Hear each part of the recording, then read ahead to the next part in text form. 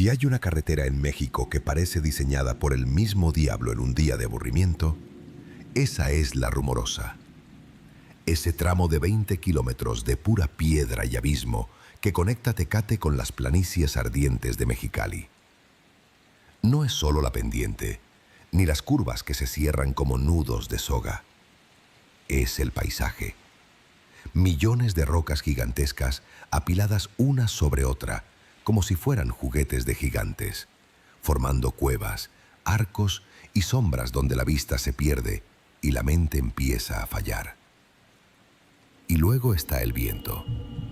Ese viento constante que silba entre las piedras, creando voces, lamentos y susurros que le dan su nombre, la Rumorosa. Dicen los traileros viejos, los que cruzaban esto cuando era de doble sentido y la muerte esperaba en cada curva, que aquí no se debe parar. No importa si ves a una mujer vestida de blanco pidiendo ayuda, no importa si ves una bicicleta vieja tirada, no importa si ves fuego, tú sigues. Pero hay una excepción a esa regla, una excepción que tiene que ver con el respeto a los caídos. Esta es la bitácora de Roberto el Chino Valenzuela, un operador de doble remolque que un mediodía de agosto, con el sol derritiendo el asfalto a 45 grados, subió a un pasajero que llevaba un uniforme de otra época y un frío de tumba en la mirada. Era el 12 de agosto de 2018. El Chino venía bajando hacia Mexicali. Traía un Kenworth T800 con doble caja seca, cargado de electrónicos desde Tijuana. Eran las 2 de la tarde. El peor momento para cruzar el desierto, pero el mejor para bajar la sierra, porque la luz del día te deja ver las trampas del camino. El aire acondicionado de la cabina trabajaba a marchas forzadas, apenas logrando mantener una temperatura soportable frente al horno que había afuera. El termómetro del tablero marcaba 43 grados centígrados a la sombra, y ahí no había sombra. El Chino conocía la ruta como la palma de su mano. Sabía dónde meter el freno de motor. Sabía qué curvas engañaban. Iba tranquilo, escuchando corridos viejos, masticando semillas de girasol para mantenerse despierto. Pasó la zona de El Caballo Blanco, esa formación rocosa que parece un animal pintado. Todo iba normal. Pero al llegar a la curva del Panteón, cerca de donde están los aerogeneradores gigantes que cortan el aire, vio algo. A la orilla de la carretera, caminando sobre el acotamiento de grava caliente, había un hombre. No era un migrante. No era un turista con el carro descompuesto. Era un soldado. Pero no un soldado de la Sedena actual, con sus camuflajes pixelados y sus rifles automáticos. Este hombre vestía un uniforme caqui, de tela gruesa y vieja, de esos que se usaban en los años 40 o 50. Llevaba botas altas de cuero negro, polvorientas hasta la rodilla, y una gorra cuartelera simple. No llevaba arma. Llevaba una cantimplora de metal colgada al cinto y caminaba con paso marcial, rígido, mirando al horizonte, ignorando el calor que hubiera matado a cualquiera en media hora. El Chino sintió un hueco en el estómago. Ver gente caminando en la Rumorosa es mala señal. Es señal de muerte. Pero algo en la postura del soldado le inspiró respeto, no miedo. Parecía perdido, pero digno. Pobre cabrón, pensó el Chino. Se va a deshidratar antes de llegar a la salada. Contra su mejor juicio y contra las reglas no escritas de la carretera, el Chino accionó el freno de aire y empezó a orillarse. El tráiler rugió, levantando una nube de polvo al morder la tierra del acotamiento. Se detuvo unos 50 metros delante del caminante. El Chino miró por el retrovisor. El soldado no corrió. Siguió caminando al mismo paso, hasta llegar a la altura de la puerta del copiloto. El Chino abrió los seguros y empujó la puerta. «¡Súbale, oficial!», gritó. «El sol está perro, lo voy a dejar en el retén de abajo». El soldado se detuvo. Giró la cabeza lentamente. El Chino pudo verle la cara por primera vez. Era un hombre joven, de no más de 30 años, con bigote recortado estilo antiguo y una cicatriz fina en la mejilla izquierda. Tenía la piel quemada por el sol, cuarteada, y los ojos, sus ojos eran oscuros, profundos, pero tenían una tristeza infinita. Una mirada de las 1000 yardas, de quien ha visto cosas que no se pueden contar. El soldado asintió una vez, en silencio. Subió los estribos con movimientos pesados, como si sus botas fueran de plomo. Se sentó en el asiento del copiloto y cerró la puerta con suavidad. El chino metió primera y arrancó. El camión volvió a la carretera. «Buenas tardes», dijo el chino tratando de ser amable. «¿A dónde se dirige? ¿Se le quedó la unidad?» El soldado no respondió de inmediato. Se quitó la gorra, la puso sobre sus rodillas y miró hacia el frente, hacia el abismo de piedras que caía hacia el desierto de la laguna salada. «Al puesto de mando», dijo el soldado. Su voz era extraña, ronca, seca, como si tuviera arena en la garganta. Pero lo que más impresionó al chino no fue la voz, fue el frío. En el momento en que ese hombre subió, la cabina, que estaba luchando contra el calor de 40 grados, se heló. El aire acondicionado, que antes apenas se enfriaba, ahora parecía estar soplando nieve. El chino sintió que los vellos de sus brazos se erizaban. El vidrio de la ventana del copiloto se empañó por dentro. «Carajo», pensó el chino. «¿Qué trae este compa? ¿Bien enfermo?» Siguieron bajando. El silencio se hizo pesado. El chino intentó poner música, pero la radio solo escupía estática cada vez que intentaba sintonizar algo. Decidió apagarla. «Está fuerte el calor afuera, ¿verdad?», insistió el chino nervioso. «¿Quiere agua? Traigo un bote con hielo». El soldado giró la cabeza lentamente y miró el termo de agua del chino. Sus ojos brillaron con una sed antigua, dolorosa. «No», dijo. «El agua ya no me quita la sed. Solo quiero llegar». El chino tragó saliva. Esa respuesta no era normal. «¿Llegar a dónde, oiga? ¿Al cuartel de Mexicali?» «Al puesto del coronel Cantú», respondió el soldado. «Tengo que entregar el parte. La carretera está terminada. Ya podemos bajar». El chino frunció el ceño. «¿Coronel Cantú? Esteban Cantú». Ese gobernador había muerto hacía casi 100 años. Fue el que ordenó construir la primera carretera de la Rumorosa a pico y pala en los años 20. «Este güey está loco», pensó el chino. «O le dio un golpe de calor y está alucinando». Decidió no alegar. Lo mejor con los locos es seguirles la corriente hasta dejarlos en manos de la autoridad. «Ah, órale. Sí, ya mero llegamos. Ahí en el retén militar de abajo lo dejo». El soldado volvió a mirar al frente. «Es un camino difícil», murmuró el pasajero. «Muchos se quedaron en las piedras. Muchos están allá abajo, gritando cuando sopla el viento. ¿Los oye, chofer?»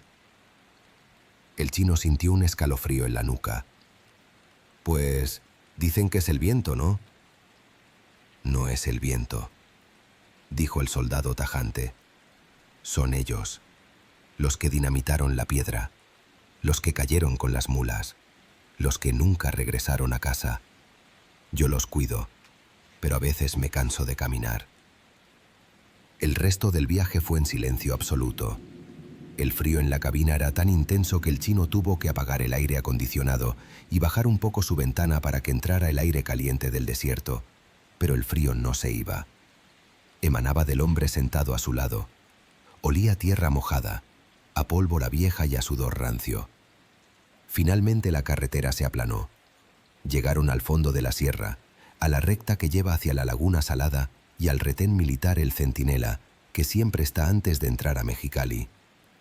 El chino vio las carpas verdes de los soldados, los conos naranjas y las banderas de México. «Ya llegamos, oficial», dijo el chino aliviado de deshacerse de su extraño pasajero. «Aquí está el retén». El chino frenó, bajando marchas, hasta detenerse en la fila de revisión. Giró la cabeza hacia la derecha para decirle al soldado que ya se podía bajar. «Listo, pariente, aquí es». Las palabras se le murieron en la boca. El asiento del copiloto estaba vacío. El chino parpadeó, miró al piso, miró al camarote de atrás. Nada. La puerta no se había abierto. El camión no se había detenido antes. Era imposible que se hubiera bajado. «¿Qué pedo?», gritó el chino pálido. Un soldado real, de los de ahora, con uniforme pixelado y un rifle G3 colgado al hombro, se acercó a la ventanilla del conductor y golpeó el vidrio. «Buenas tardes. Revisión de rutina. Apague el motor y bájese». El chino bajó, temblando, casi cayéndose de los estribos. Estaba sudando frío. «Oiga, oficial, oiga», balbuceó el chino. «¿Vio a alguien bajar de mi camión?». El soldado lo miró con extrañeza. «Negativo, señor. Usted viene solo. Lo venimos observando desde que entró al carril». «No, no mames», gritó el chino desesperado. «Traía un soldado. Lo subí arriba en la curva del Panteón. Venía de uniforme antiguo, caqui. Dijo que venía a ver al coronel Cantú». La expresión del soldado cambió. Dejó de verlo como a un sospechoso y lo miró con una mezcla de lástima y reconocimiento. Bajó el arma. Hizo una seña a su sargento, un hombre mayor, moreno y robusto, que se acercó caminando despacio. «¿Qué pasa aquí?», preguntó el sargento.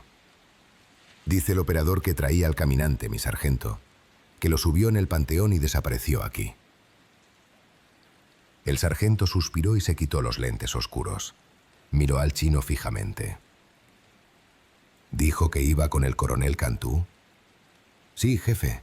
Dijo que iba a entregar el parte, que la carretera ya estaba terminada». El sargento asintió lentamente y caminó hacia la puerta del copiloto del tráiler. La abrió. «Venga a ver esto, chofer», dijo el sargento.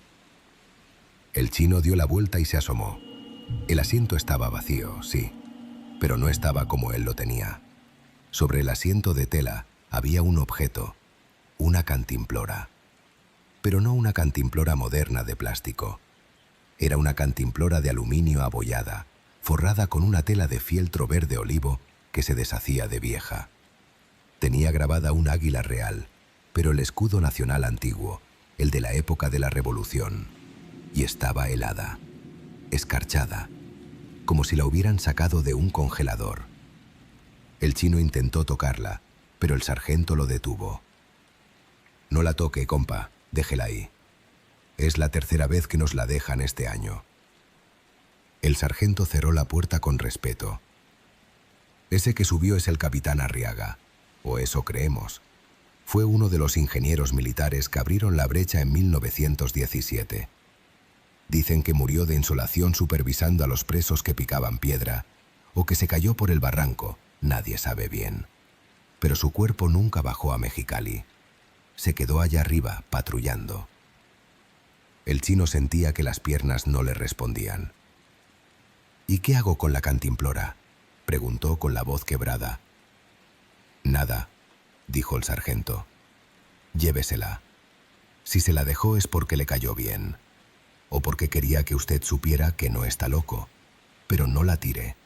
Si la tira, él va a regresar a buscarla a su cabina en la noche, y créame, no quiere que se le aparezca cuando esté durmiendo». El chino se subió a su camión, pálido como la cera. El sargento le dio una palmada en la puerta. «Váyase con cuidado, chofer. Y la próxima vez, si lo ve caminando, no se pare. Él ya está muerto, pero usted todavía no. No tiente la suerte 2 veces». El chino arrancó. Cruzó la laguna salada con la cantimplora vieja en el asiento del copiloto. Dice que durante todo el trayecto hasta Mexicali, la cantimplora siguió fría, sudando gotas de agua helada en pleno desierto. Hoy, el chino tiene esa cantimplora en un altar en su casa, en Sonora. Nunca la ha abierto. Dice que si la agita, suena como si tuviera agua adentro. Agua de 1917. Y dicen los que saben que si pasas por la Rumorosa a las 2 de la tarde, cuando el sol está más fuerte, y ves a un soldado caminando, salúdalo con el claxon, pero no te pares. Él sigue esperando llegar con el coronel Cantú, en un viaje que nunca termina. La Ciudad de México de noche es una bestia distinta.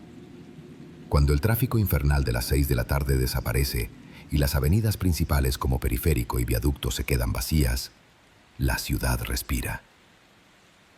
Pero no es un respiro de alivio. Es un respiro frío, cargado de smog y de historias que nadie quiere creer hasta que las vive. Ser chofer de aplicación en la CDMX, ya sea Uber, Didi o Taxi Libre, es un deporte de alto riesgo. Te cuidas de los asaltantes, te cuidas de los borrachos que te vomitan el asiento y te cuidas de la policía. Pero hay una cuarta cosa de la que nadie habla en los grupos de WhatsApp, pero a la que todos le tienen respeto: el pasaje que no respira. Hay zonas rojas por la delincuencia, sí, como Iztapalapa o la Doctores, pero hay zonas negras por lo que se siente en el aire.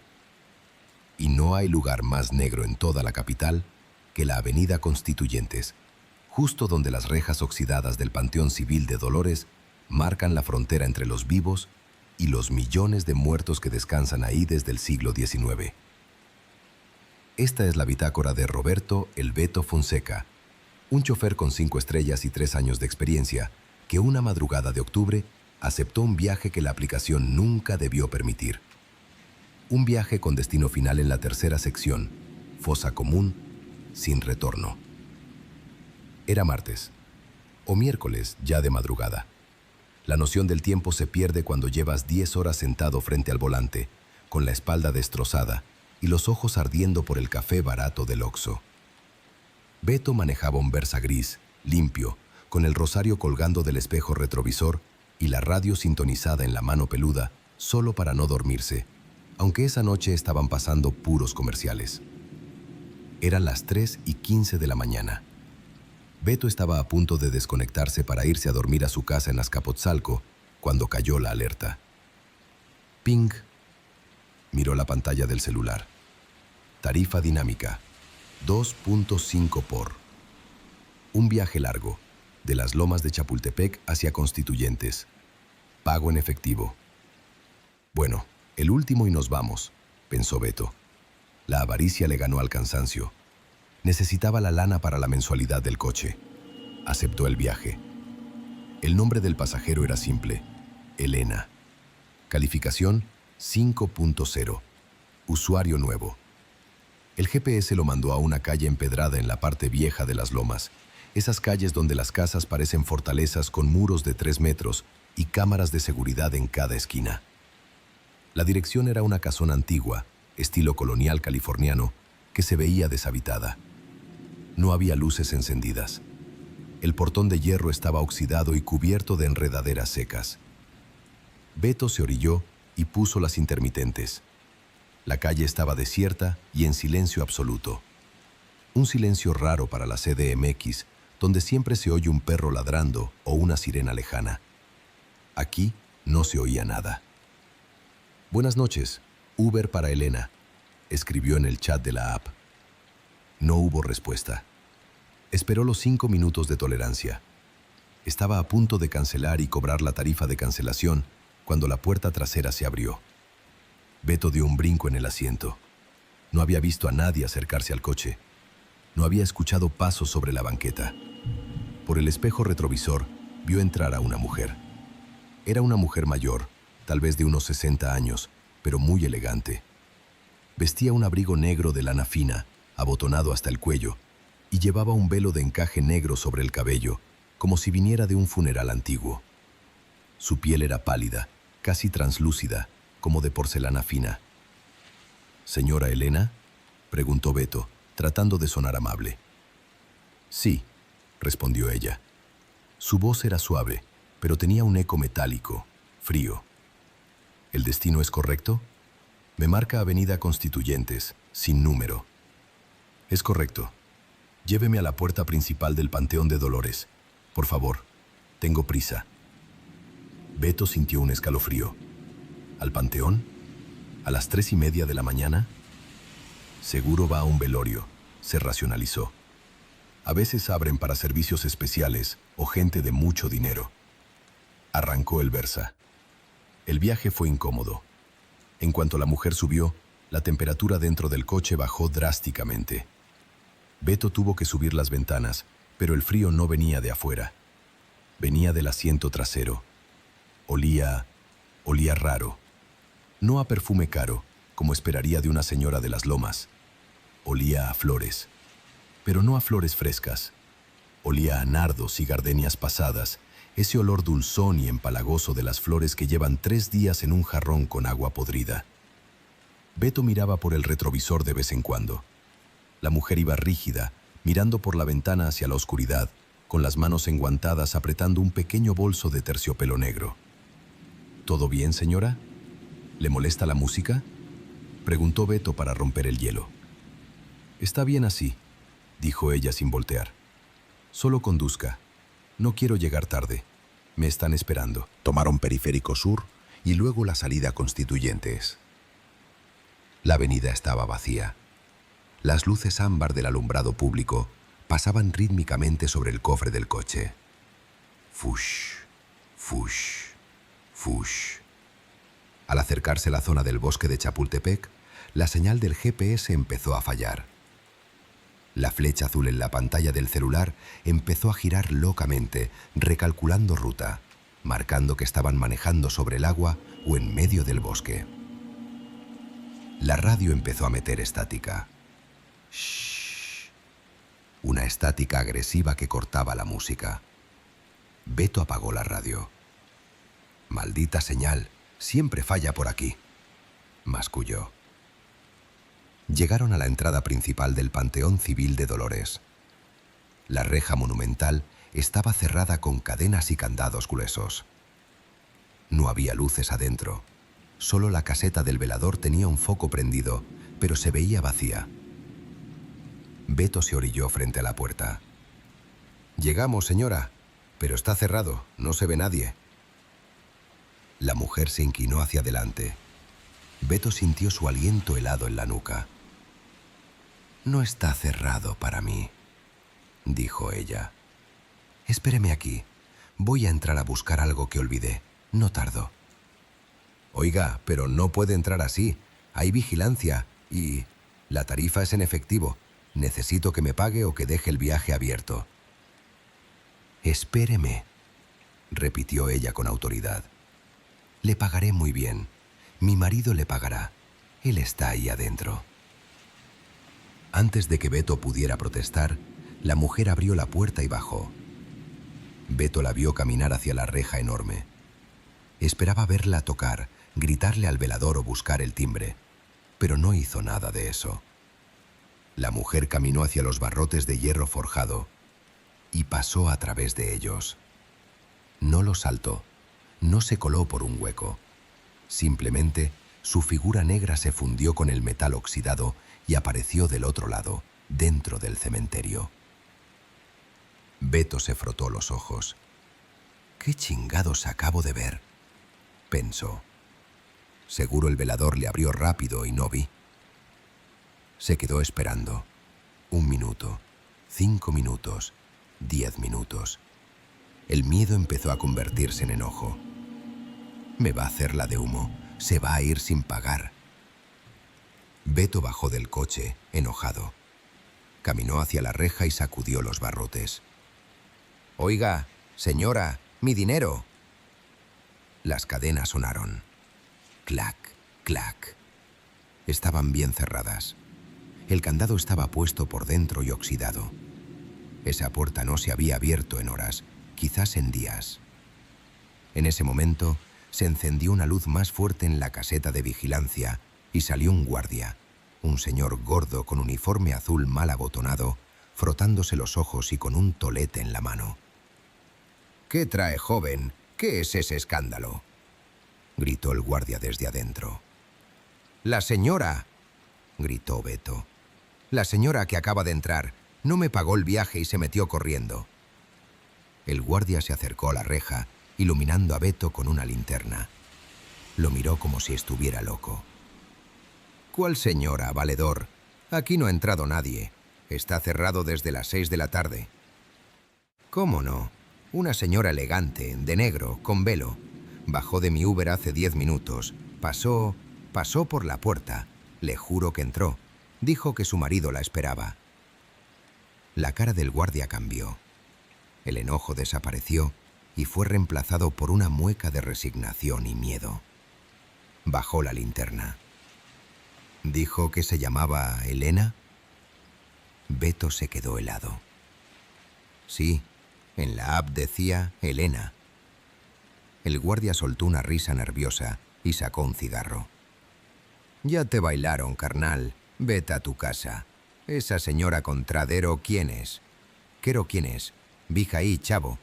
Non soc la doña Elena de la Rotonda.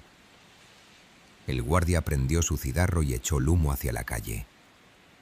Lleva años haciendo eso. Pide taxis, ahora Ubers, en las lomas donde se suicidó en el 40 y tantos. Pide que la traigan aquí porque aquí está enterrado su esposo, un general o algo así. Sercon dice que se le olvidó algo. Jon la vida, cabrón. Beto sentía que las piernas se le doblaban. No mames, jefe, no juegue conmigo. Yo la vi, olía a flores. El coche se puso frío. Revisa tu asiento trasero, dijo el guardia. A ver si no decados. Seto corrió de regreso a su Versa. Abrió la puerta trasera. El asiento estaba vacío, pero no estaba seco. En la tapicería gris, justo donde la mujer había ido sentada, había una mancha de humedad. Un charco de agua que olía a tierra mojada, a panteón después de la lluvia. Y sobre el asiento había algo más. Beto lo tomó con la mano temblorosa. Era una moneda, pero no una moneda de 10 pesos. Era un centenario de oro. Una moneda antigua, pesada, de 1945. Y junto a la moneda había un pétalo de gardenia, marchito y café, que se deshizo en polvo cuando Beto lo tocó. Beto miró hacia el panteón. A lo lejos, entre las tumbas y los árboles gigantes de la calzada principal, le pareció ver una silueta negra caminando despacio, flotando entre la niebla baja, alejándose hacia la zona de las criptas antiguas. Sacó el celular para terminar el viaje y largarse de ahí. Cuando desbloqueó la pantalla, la app de Uber estaba trabada. El viaje seguía en curso, pero el destino ya no marcaba Avenida Constituyentes. El pin rojo del destino se había movido. Ahora estaba marcando un punto dentro del mapa del cementerio, en medio de la nada gris del mapa digital. Y el tiempo de viaje marcaba 0 horas, 0 minutos. Distancia recorrida, 0,0 kilómetros. Costo del viaje, $0 con 0 centavos. Beto canceló el viaje, aventó el celular al asiento del copiloto y arrancó quemando llanta. Se pasó 3 semáforos en rojo en Constituyentes hasta que llegó a la zona iluminada de Polanco. Nunca cambió el centenario de oro. Lo tiene guardado en una caja fuerte, envuelto en un pañuelo bendito. Dice que esa moneda no es suya, que es de los muertos, y que si la gasta, ella va a regresar a cobrarle el cambio. Beto vendió el Versa la semana siguiente. Decía que el olor a flores podridas nunca se le quitó, por más que lo lavó y le echó desodorante. Y decía que, cuando manejaba de noche y miraba por el retrovisor, a veces veía la sombra del velo negro reflejada en el vidrio. Ahora Beto trabaja de día. Y si le preguntas, te dirá la regla de oro de los choferes de la C de México. Si te cae un viaje a las 3 de la mañana para el Panteón de Dolores, cancela. Vale más una mala calificación que llevar a un pasajero que se baja sin abrir la puerta. En el mundo del transporte pesado en México, hay 2 tipos de historias. Las que se cuentan a gritos en las cachimbas entre risas y café cargado, y las que se susurran con la mirada baja, santiguándose antes de empezar. Las primeras son sobre asaltos, multas federales o lagartijas de la carretera.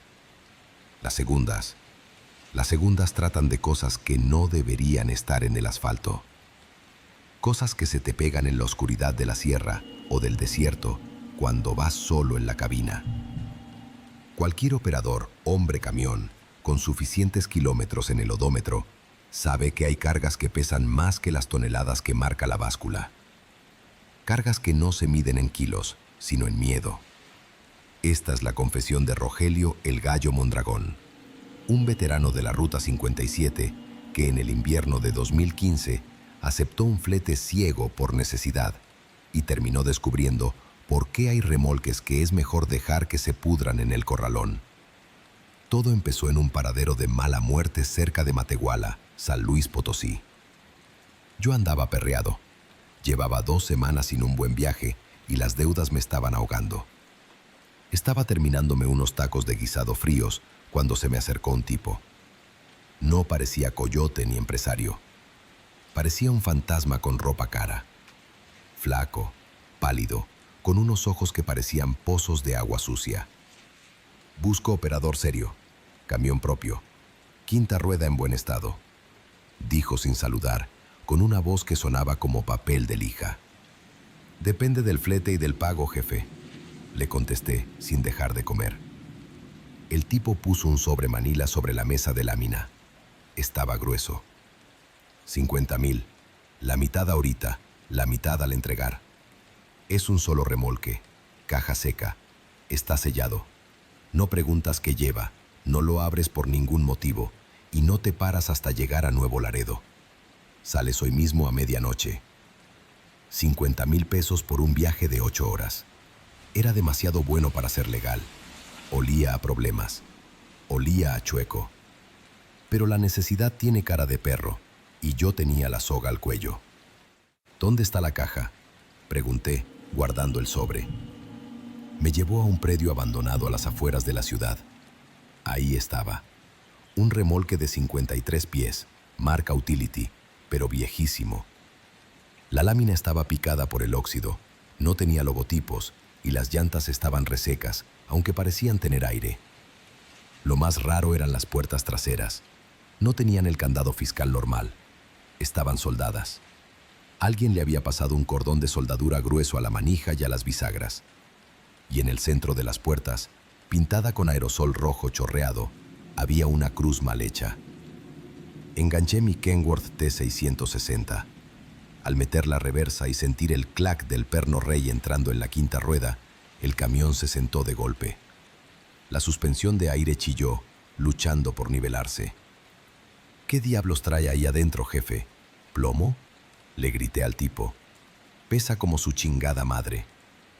Tú maneja, gallo, no preguntes, dijo el hombre, y se fue en una camioneta negra sin placas. Salí a la carretera a la 1 de la mañana. La famosa 57, la carretera de la muerte. El tramo de Matehuala a Saltillo es una recta hipnótica, oscura como la boca de un lobo, donde solo ves los ojos de los coyotes y las luces de los colegas a kilómetros de distancia. Desde el principio, el viaje se sintió mal. El camión, que siempre había jalado parejo con 40 toneladas, ahora tosía. El motor Cummins ISX se calentaba más de lo normal. El turbo silbaba con un tono agudo, quejumbroso. Sentía que no jalaba un remolque, sentía que arrastraba un edificio. Pasando el Huizache, la cosa se puso fea. Empecé a escuchar ruidos. No eran los ruidos normales de la lámina vibrando o la carga acomodándose. Eran golpes. Golpes secos, rítmicos, que venían de adentro de la caja sellada. Tump, tump, tump. Como si alguien estuviera golpeando la pared frontal del remolque con un martillo envuelto en trapos. Subí el volumen del radio para no escuchar. Puse corridos pesados, de esos que te despiertan. Pero los golpes se hicieron más fuertes. Bam, bam, bam.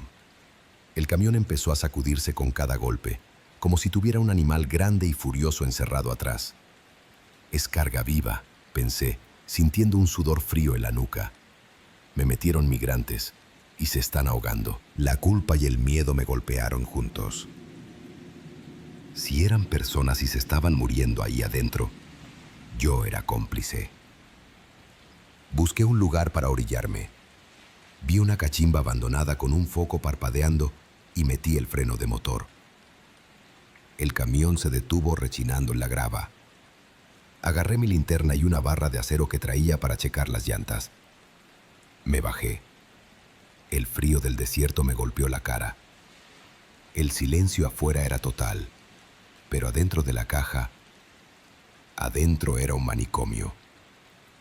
Ahora no solo eran golpes, eran rasguños. Scratch, como si decenas de manos con uñas de metal estuvieran arañando las paredes de aluminio. Y murmullos. Un zumbido bajo de voces que no se entendían, pero que sonaban desesperadas, enojadas. Me acerqué a las puertas soldadas. Puse la mano sobre el metal. Estaba helado. Más frío que la noche. Quemaba de tan frío. ¿Quién está ahí?, grité golpeando la puerta con la barra. ¿Están bien? Los ruidos cesaron de golpe. Silencio absoluto. Y entonces, una sola voz, gutural, ronca, que parecía salir de abajo de la tierra, susurró justo del otro lado del metal, a centímetros de mi oído. Ábrenos, gallo. Tenemos frío. Me caí de espaldas del susto. Solté la barra y corrí a la cabina como si me persiguiera el diablo. Me encerré. Puse los seguros y arranqué quemando llanta. No te pares, no te pares, me repetía la voz del hombre pálido en mi cabeza. Manejé las siguientes 3 horas en estado de pánico puro. Los ruidos atrás no pararon. Se volvieron peores. Ahora sonaban como llantos. Llantos de niños, gritos de mujeres, lamentos de hombres viejos. Una cacofonía de dolor que se filtraba por la parte de atrás de la cabina. El radio CB se encendió solo. No había canales, solo estática blanca, pero entre el ruido blanco se oían las mismas voces de la caja, pidiendo ayuda, maldiciendo, rezando. El camión se sentía cada vez más pesado. La temperatura del motor estaba en la zona roja. Iba a tronar la máquina. Tengo que llegar. Tengo que deshacerme de esto, pensaba. Ya estaba cerca de Saltillo, en la zona conocida como Los Chorros, famosa por sus curvas peligrosas y sus accidentes mortales. Empezó a haber neblina, una niebla espesa, pegajosa, que no dejaba ver más allá de la defensa. Bajé la velocidad. Iba con las intermitentes puestas, rezando el Salmo 91. De repente, los faros iluminaron algo en medio de la carretera. Había alguien parado en el carril de baja. Era un hombre. Llevaba un uniforme de trailero viejo, de esos de gabardina caqui que se usaban en los 80, lleno de grasa. Estaba de espaldas. Accioné el claxon de aire. ¡Poc! El hombre no se movió. Frené a fondo. El camión se coleó. El remolque pesado me empujó hacia adelante. Me detuve a escasos metros de él. «¡Quítese de ahí, pendejo!», le grité por la ventanilla. El hombre se dio la vuelta lentamente. No tenía cara. Donde debía estar su rostro, solo había una masa de carne destrozada, huesos rotos y vidrios incrustados, como si hubiera atravesado un parabrisas a 100 por hora. El trailero fantasma levantó una mano descarnada y señaló hacia mi remolque. Y luego habló. Su voz sonaba como si tuviera la garganta llena de grava y sangre. «No llegues, gallo. Si llegas, ellos ganan. Suéltalos aquí». En ese momento, el remolque atrás de mí dio un salto violento. Las puertas soldadas empezaron a gemir. El metal se estaba doblando hacia afuera. La soldadura estaba cediendo ante la presión de lo que fuera que había adentro. ¡Crack! Una de las bisagras se rompió. El fantasma de enfrente desapareció en la niebla. Entendí el mensaje. No podía llevar esa cosa a una ciudad.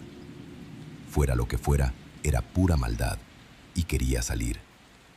Metí primera, no para seguir el viaje, sino para acabarlo. Giré el volante a la derecha con todas mis fuerzas, apuntando el camión hacia el barranco que había al lado de la carretera. Aceleré a fondo. Que Dios me perdone, pensé. El camión rompió la barrera de contención de metal como si fuera papel. Sentí la caída, el vacío en el estómago, el ruido ensordecedor del metal retorciéndose, los vidrios rompiéndose, el mundo girando. Y luego, el golpe final. Y la oscuridad. Desperté 2 días después en un hospital de Saltillo. Tenía 3 costillas rotas, una pierna fracturada y la cabeza vendada. Había tenido suerte, mucha suerte. La Guardia Nacional me interrogó. Dijeron que me habían encontrado inconsciente en la cabina destrozada al fondo del barranco. Les pregunté por el remolque. El oficial se puso pálido y miró a su compañero. El remolque se abrió con el impacto, señor Mondragón. Las puertas se arrancaron. ¿Y qué había dentro?, pregunté, temiendo la respuesta. Nada, dijo el oficial, pero no me miraba a los ojos. Estaba vacío, completamente vacío. Ni una caja, ni una tarima. Solo había rasguños por todas las paredes de adentro. Miles de rasguños profundos en el aluminio. Y un olor a panteón que no se quita con nada. Me dejaron ir porque no había delito. No había contrabando. No había cuerpos. Solo un camión destrozado y un chofer loco. Nunca cobré la otra mitad del dinero. Ni quise hacerlo. Perdí mi camión, perdí mi licencia un tiempo, pero salvé el alma. Meses después, un viejo operador en una cachimba en el norte me contó una historia. Dijo que en los años 90, durante la época más dura del narco, hubo un remolque que usaban para mover a los levantados de un estado a otro para desaparecerlos. Decían que ese remolque estaba maldito, que había absorbido tanto terror y tanta muerte que había cobrado vida propia y que a veces alguien lo encontraba y trataba de moverlo. Yo moví ese remolque y les juro por mi madre que lo que venía ahí adentro no era aire. Si alguna vez les ofrecen un flete pagado muy por encima de lo normal, con una caja sellada que no pueden abrir, den la media vuelta y corran. Más vale morir de hambre que cargar con los muertos de otros. Porque la carretera tiene memoria, y hay viajes de los que uno nunca regresa del todo. En el Código Sagrado de la Carretera Mexicana, existen reglas que están escritas en el reglamento oficial, y existen otras, mucho más antiguas, escritas con sangre en la memoria de los viejos operadores. Una de esas reglas inquebrantables es saber dónde pararse. No todas las luces que ves en la orilla del desierto son refugios seguros. No todas las señoras que venden café a las 3 de la mañana están vivas. Hay paraderos malditos donde el tiempo se detuvo violentamente. Lugares donde, si cometes el error de bajar los estribos, te cobran la cena con algo mucho más valioso que dinero. Esta es la bitácora de Esteban "El Potro" Aguilar, un trailero joven que, por ignorar las advertencias y dejarse llevar por el hambre, decidió detenerse en el infame kilómetro 66 de la carretera libre a Torreón. Una decisión que le costó la paz mental para siempre y le enseñó que, a veces, es preferible morir de hambre que sentarse a la mesa con el diablo. Era finales de octubre de 2016. Esteban llevaba apenas 6 meses manejando su propio Thornton, un Freightliner Columbia rojo. Iba cargado con rollos de acero desde Monclova hacia Durango. La ruta era pesada y solitaria. Como buen novato que quiere comerse el mundo, Esteban se exigía demasiado. Manejaba horas extra y casi no dormía, confiado en su juventud y en la estampa de San Judas Tadeo que colgaba en su retrovisor. Esa noche, la fatiga le empezó a ganar cerca de la medianoche. El estómago le rugía con violencia. No había comido nada sólido desde el desayuno. La carretera libre estaba desierta, una boca de lobo sin luna, donde solo los faros cortaban la oscuridad infinita.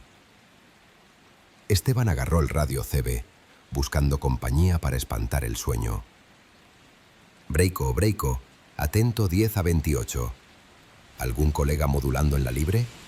Aquí el potro reportándose. ¿Dónde hay algo bueno para cenar adelante? El hambre ya me trae cortito. Cambio. La radio crujió con estática. Luego, una voz rasposa de un veterano le contestó. Adelante, potro. Tienes la cachimba de Doña Pelos en el 80 o la gasolinera de Los Cuates hasta el 120. Pero escúchame bien, pareja, aguántate a Los Cuates. Lo de atrás ya está cerrado. Y por lo que más quieras, si ves luces en el kilómetro 66, ni se te ocurra tocar el freno. Písale a fondo. ¿Por qué, colega? ¿Asaltan o qué?, preguntó Esteban. No son ratas, hijo. Solo no te pares. Esa tierra no es buena. Hazme caso. Cambio y fuera. La comunicación se cortó. Esteban soltó una risa nerviosa. Viejos supersticiosos, pensó. Seguro quieren que llegue a la gasolinera porque les dan comisión. Siguió manejando, ignorando la advertencia. 30 minutos después, al llegar a la curva del kilómetro 66, vio luces. A la orilla de la carretera, en un tramo recto rodeado de cactus, había una construcción de madera vieja y láminas oxidadas. Tenía una hilera de focos amarillos colgados en la entrada que iluminaban un letrero pintado a mano. Cachimba al descanso, caldo de res y café. Había humo saliendo de la chimenea. El viento trajo el olor hacia la carretera y se metió por las ventilas del camión. Olía a leña de mezquite y a comida caliente. Un olor irresistible a carne cocida con especias. Esteban miró el reloj. 1:15 de la mañana. Al diablo con lo que dijo el viejo, pensó. Yo tengo hambre. Puso las intermitentes y se orilló en la explanada de tierra frente al local, levantando una nube de polvo. Al bajar, notó algo raro. No estaba solo. Había otros 2 camiones parados ahí. Un DIN antiguo de los 70, color verde despintado, y un Kenworth chato sin placas. Parecían abandonados, pero sus motores irradiaban calor.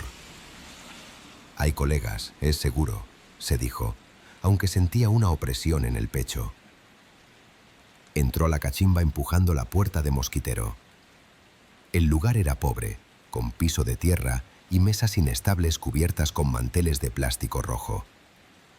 Hacía un calor asfixiante adentro, contrastando con el frío de afuera. Y el olor a comida era tan fuerte que mareaba. La dueña estaba tras la barra. Una señora muy mayor, de trenzas grises y mandil sucio. Movía una cuchara de palo dentro de una olla de barro negro que burbujeaba. Los choferes de los otros camiones estaban en una mesa del rincón oscuro. Eran 3 hombres con ropa de trabajo vieja y gorras aceitosas. Comían en silencio absoluto, con la cabeza baja. No voltearon cuando Esteban entró. «Buenas noches, provecho», dijo Esteban. Nadie contestó. Solo se oía el clink, clink de las cucharas contra los platos. La señora levantó la vista. Tenía los ojos nublados por cataratas, pero le sonrió maternalmente. Le faltaban dientes. «Pásale, mijo, siéntate. ¿Qué te sirvo? Hay caldo y café». «Un caldo grande y café cargado, madre», pidió Esteban, sentándose cerca de la puerta por instinto. La señora le trajo el café en un jarrito. Estaba hirviendo. Esteban le dio un sorbo. Sabía a tierra mojada como agua de florero. Pero estaba caliente, así que se lo tomó. Luego llegó el caldo, un plato rebosante de carne y verduras. Esteban empezó a comer con desesperación. La carne estaba increíblemente suave, se deshacía, pero tenía un sabor metálico, dulzón. «Ha de ser borrego», pensó. Mientras comía, observó a los otros choferes. La atmósfera se sentía pesada, cargada de estática. Estaban muy pálidos. Bajo la luz amarilla, su piel se veía gris, cerosa, y no parpadeaban. Comían mecánicamente, pero Esteban notó con horror que no tragaban. El líquido parecía desaparecer en sus gargantas sin movimiento. ¿Y su ropa? El hombre más cercano, un gordo con barba, traía una camisa con el logo Transportes La Norteña. Esteban sintió un golpe helado. Esa empresa había quebrado hacía 20 años tras un accidente masivo. Esos uniformes ya no existían. Un escalofrío violento le recorrió la espalda. «Oiga, colega», le dijo Esteban al gordo con voz temblorosa. «¿Cómo está la carretera delante? ¿Sabe si hay retén?» El ruido de las cucharas paró en seco. Silencio total. El hombre gordo giró la cabeza lentamente hacia Esteban. Su cuello crujió como ramas secas rompiéndose. Cuando quedó de frente, Esteban sintió que el corazón se le detenía. El hombre no tenía ojos. Sus cuencas estaban vacías, negras, llenas de gusanos blancos que se retorcían, y su boca estaba cosida toscamente con alambre de púas oxidado.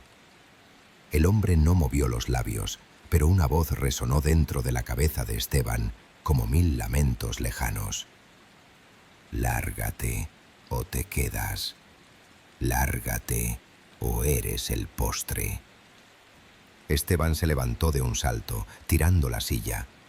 El plato de caldo cayó al suelo y se rompió. Pero lo que se derramó no fue caldo. Fue sangre.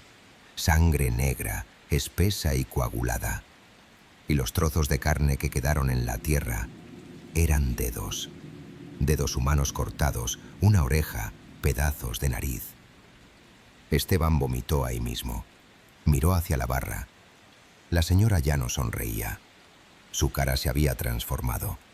La piel se le caía a pedazos como papel mojado, revelando un cráneo negro y chamuscado. «¿Ya te vas, mi hijo?», braznó la bruja con voz de ceniza. «No has pagado. La cuenta es tu alma». Los 3 choferes del rincón se levantaron arrastrando las sillas. Caminaron hacia él con los brazos extendidos, gimiendo. Esteban no esperó. El terror puro tomó el control.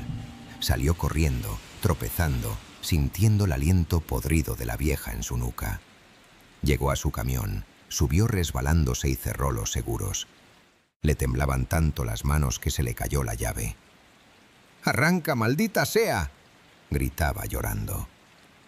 Los choferes ya golpeaban las ventanas. ¡Bam! ¡Bam! Esteban vio sus caras pegadas al vidrio, cadáveres aplastados, con el pecho abierto y las costillas expuestas. El motor rugió y arrancó. Esteban metió primera y aceleró a fondo, atropellando las mesas de afuera. Miró por el retrovisor mientras huía. La cachimba estaba ardiendo. No eran luces eléctricas. Toda la estructura estaba envuelta en llamas fantasmales que no iluminaban el desierto. Y en medio del fuego, las siluetas de los muertos lo saludaban. Manejó como poseído 50 kilómetros hasta la gasolinera de Los Cuates. Bajó del camión pálido, empapado en sudor frío. Los despachadores se asustaron. «¿Qué trae, compa? ¿Lo asaltaron?» «La cachimba, la del 66», balbuceó Esteban. «Había muertos, me dieron carne humana». Un trailero viejo que limpiaba sus vidrios se acercó. Se quitó el sombrero y miró a Esteban con tristeza. «¿Te paraste en el 66, muchacho?» «Sí, había luz, comida». El viejo escupió al suelo. «Ahí no hay nada, hijo, solo cenizas. Esa cachimba, el Descanso, se quemó en 1995. Una pipa de gas explotó ahí. Se llevó a la dueña y a 3 camiones. Todos murieron calcinados. Dicen que en octubre la vieja se aparece y sigue cocinando para los muertos. Tuviste suerte. Los que comen ahí ya no salen». Esteban corrió al baño a lavarse.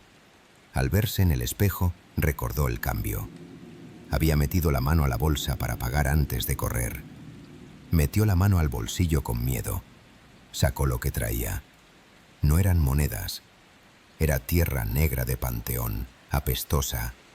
Y entre la tierra había 3 huesitos de dedo humano, pequeños y quemados.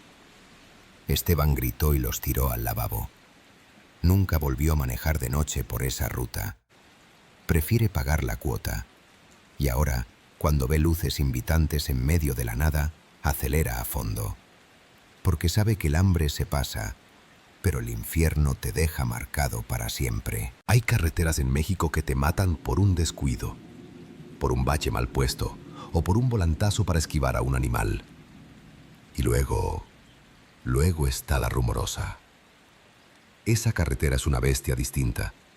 No te mata por accidente, te mata porque tiene hambre.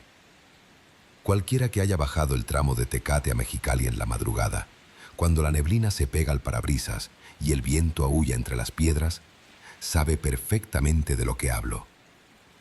No es solo la geografía imposible, esas rocas ciclópeas apiladas por titanes caprichosos que parecen querer aplastar el asfalto.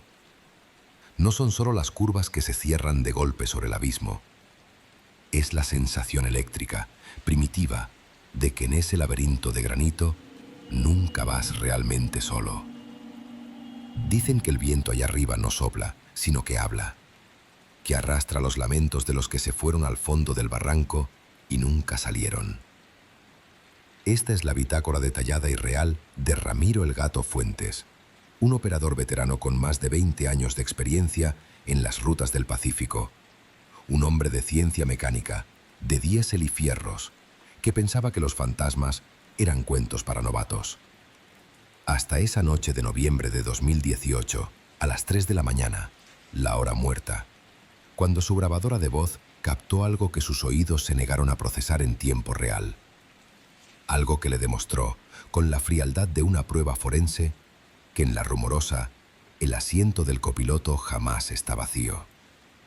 Sugerencia de audio.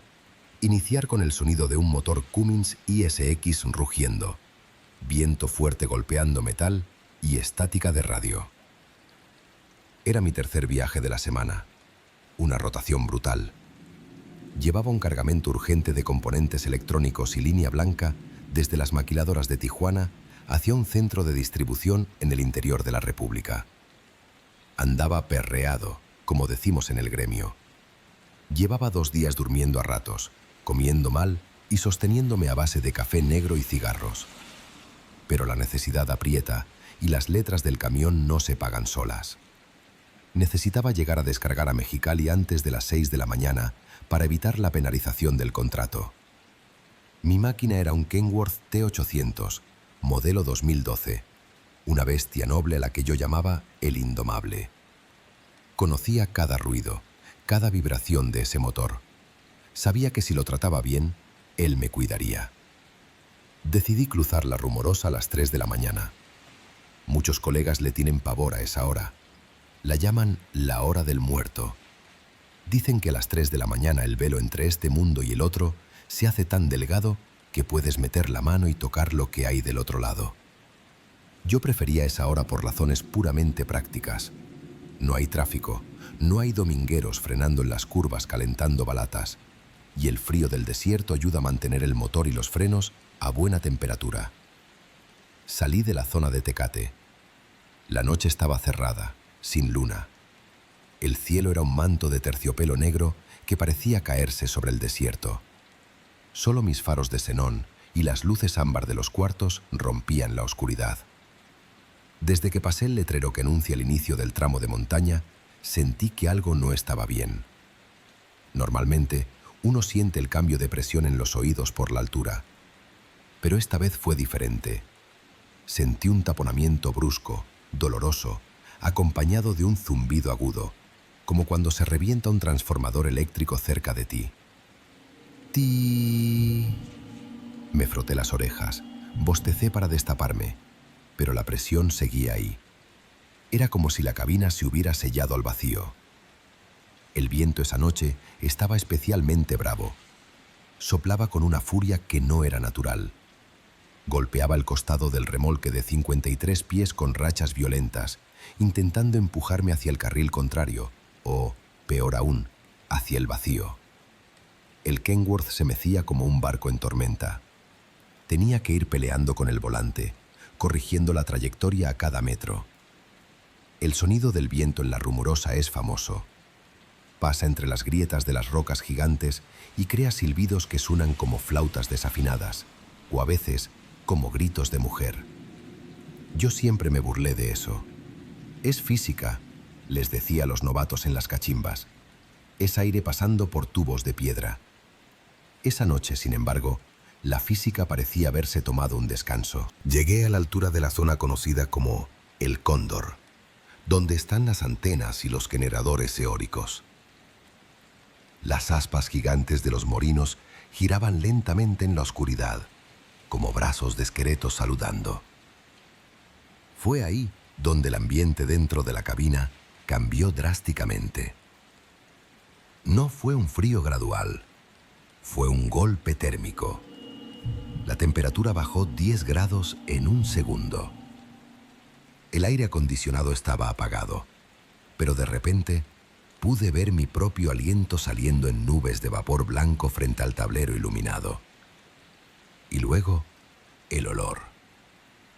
No olía a desierto, ni a salvia, ni a diésel quemado. Olía a humedad estancada, a tierra mojada profunda, como cuando abres una cisterna que lleva años cerrada. Y debajo de esa humedad, un olor cobrizo, metálico, olor a sangre vieja. Miré los marcadores. Temperatura del motor, normal.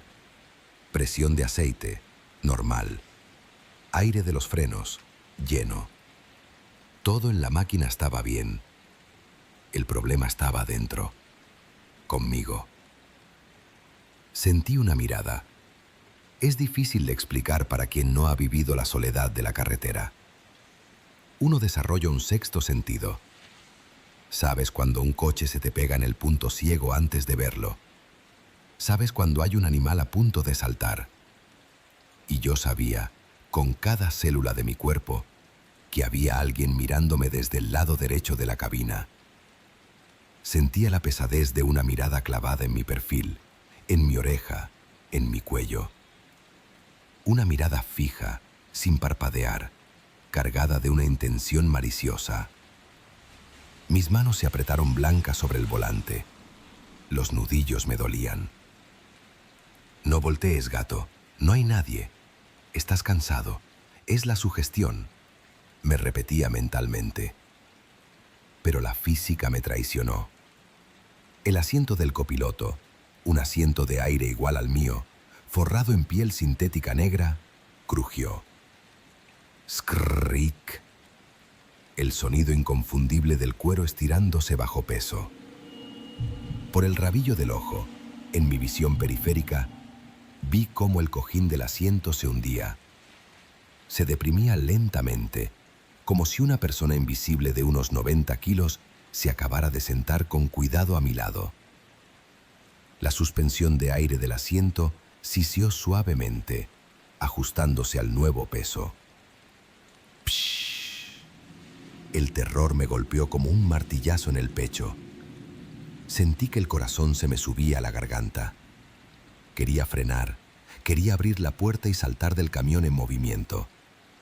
Pero el instinto de trailero fue más fuerte. Si frenaba ahí, en esa pendiente, con el remolque cargado, me iba al barranco. Tenía que seguir manejando. Tenía que bajar la montaña con eso sentado a mi lado. La atmósfera se volvió irrespirable. El silencio dentro de la cabina, a pesar del ruido del motor, era absoluto. Era un silencio acolchado, como si estuviéramos dentro de un ataúd forrado. Necesitaba hacer algo. Necesitaba romper ese silencio maldito o me iba a volver loco. Agarré mi vieja grabadora de voz, una Sony digital plateada que siempre traía en el portavasos. Tenía la costumbre de grabar notas de viaje, pendientes, ideas o reportes del clima para mantenerme despierto y alerta. Era mi forma de hablar con alguien. La tomé con la mano derecha, temblando, cuidando de no rozar el aire del asiento del copiloto. Presioné el botón rojo de REC con el dedo pulgar. La pequeña luz LED roja se encendió, brillando como un ojo en la oscuridad de la cabina. Bitácora de viaje. Mi voz salió ronca, irreconocible, un hilo de sonido. Son las 3:15 de la mañana. Bajando la Rumorosa, altura del kilómetro 50, pasando la zona de vientos.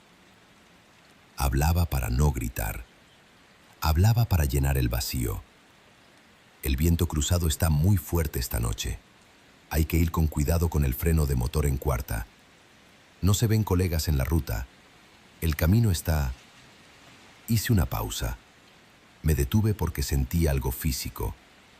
Sentí un frío glacial radiando del asiento de al lado.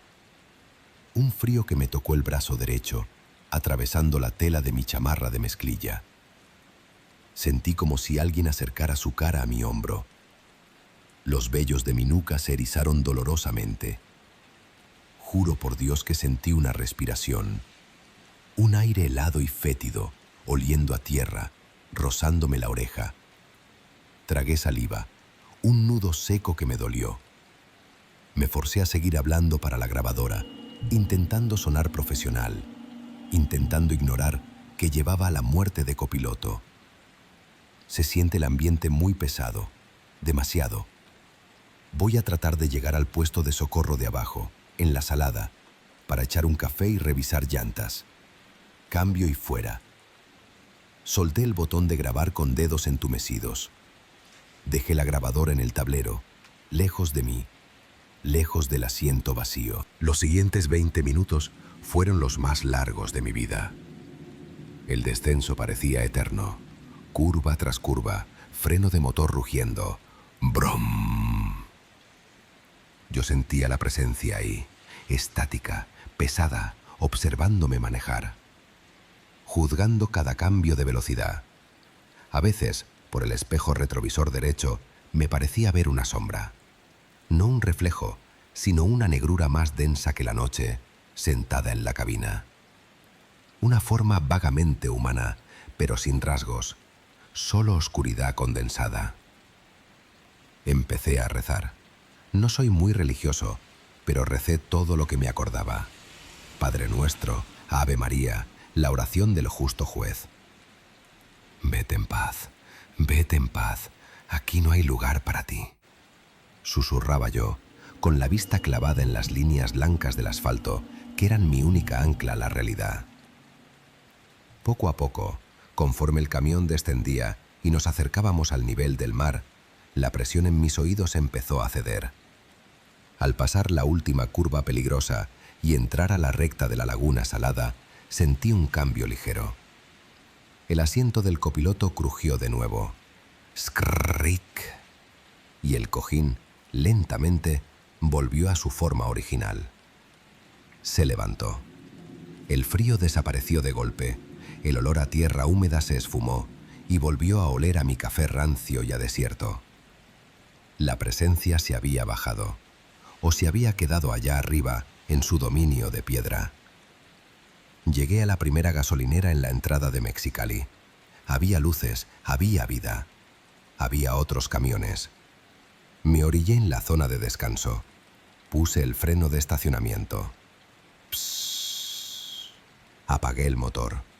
Me quedé sentado ahí, en el silencio, temblando. Empecé a llorar. Una reacción nerviosa, incontrolable. Las manos me sacudían tanto que no podía ni encender un cigarro. Me bajé del camión casi cayéndome. Necesitaba aire. Caminé alrededor del tráiler, golpeando las llantas con la bota, solo para sentir algo sólido, algo real. «Te lo imaginaste, gato», me decía a mí mismo, tratando de recuperar la cordura. Fue el cansancio, la altura, el estrés. Nadie se subió. «Estás loco». Me eché agua fría en la cara en el baño de la gasolinera. Me miré al espejo. Tenía los ojos inyectados en sangre y unas ojeras moradas que no tenía antes. Parecía que había envejecido 10 años en una hora. Regresé a la cabina ya más tranquilo. Me senté en el camarote y encendí la luz interior. Vi la grabadora Sony en el tablero. La miré con desconfianza. Si todo había sido mi imaginación, la grabación lo probaría.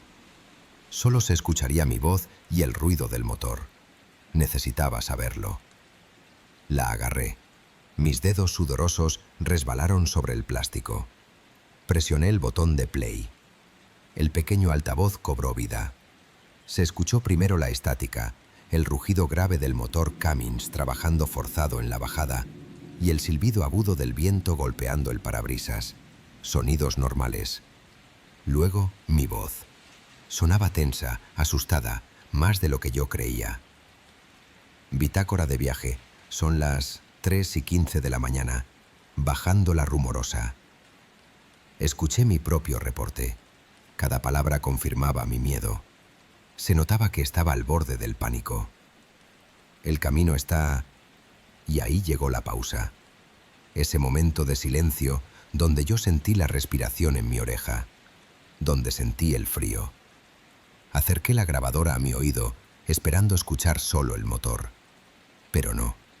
En ese espacio de silencio, debajo del ruido de fondo, la cinta magnética digital había captado algo que mis oídos bloquearon en ese momento. No era estática, era una voz. Pero no una voz humana normal. Era un sonido húmedo, gutural. Sonaba como si alguien hablara con la garganta llena de grava triturada y sangre espesa. Un sonido que parecía venir de muy cerca del micrófono, casi rozándolo. La voz susurró, con una claridad aterradora y una maldad infinita, 3 palabras arrastradas. No te duermas. Y luego una risa bajita, apenas un siseo, justo antes de que mi voz volviera a entrar en la grabación. Se siente el ambiente muy pesado. Solté la grabadora y grité. La aventé contra el parabrisas. El aparato rebotó y cayó en el piso del copiloto. Me salí del camión corriendo, buscando gente, buscando luz. Terminé sentado en la banqueta de la tienda Oxxo, junto al guardia de seguridad, fumando uno tras otro hasta que salió el sol. Nunca borré ese archivo. Pasé la grabación a mi computadora y guardé la grabadora original en una caja fuerte en mi casa. Le mostré el audio a un colega viejo, Don Chuy, un hombre que lleva 40 años en la ruta. Cuando lo escuchó, se puso pálido como un muerto. Se quitó el sombrero y se persignó 3 veces. «Tuviste suerte, gato», me dijo con voz grave. «Mucha suerte. Ese que oíste es uno de los tantos que se han ido al barranco. Son almas que no saben que murieron, o peor, almas que saben y quieren compañía. A veces se suben de mosca para bajar la sierra». «¿Pero por qué me dijo eso?», le pregunté. «¿Por qué no te duermas?». Don Chuy me miró a los ojos. «Porque si te hubieras dormido, si hubieras pestañeado un segundo, él hubiera tomado el volante. Quería que te estrellaras. Quería que te unieras a él en el fondo de las piedras. Te estaba cazando». Desde esa noche, mi vida cambió. Sigo siendo trailero, porque es lo único que sé hacer, pero tengo reglas nuevas. Nunca, bajo ninguna circunstancia, cruzo la Rumorosa entre las 2 y las 4 de la mañana. Prefiero pararme, perder tiempo, perder dinero, perder el bono de puntualidad. Y nunca viajo con el asiento del copiloto vacío. Siempre llevo una Biblia abierta, amarrada con cinta al asiento, y una gorra de mi hijo puesta en la cabecera. Porque ahora sé que la tecnología capta lo que nuestros sentidos se niegan a aceptar. Sé que el asiento vacío es una invitación, y sé que allá arriba, entre las curvas y el viento que grita, hay cosas esperando pacientemente a que un chofer cansado pase solo para susurrarle al oído. La próxima vez que manejes de noche y sientas que se te tapan los oídos sin razón o que el aire se pone frío, no mires al lado. Sube la música, prende la luz interior y no sueltes el volante. Y por lo que más quieras en este mundo, no grabes nada. Hay voces que no están destinadas a ser escuchadas por los vivos. Y una vez que las escuchas, nunca dejan de llamarte.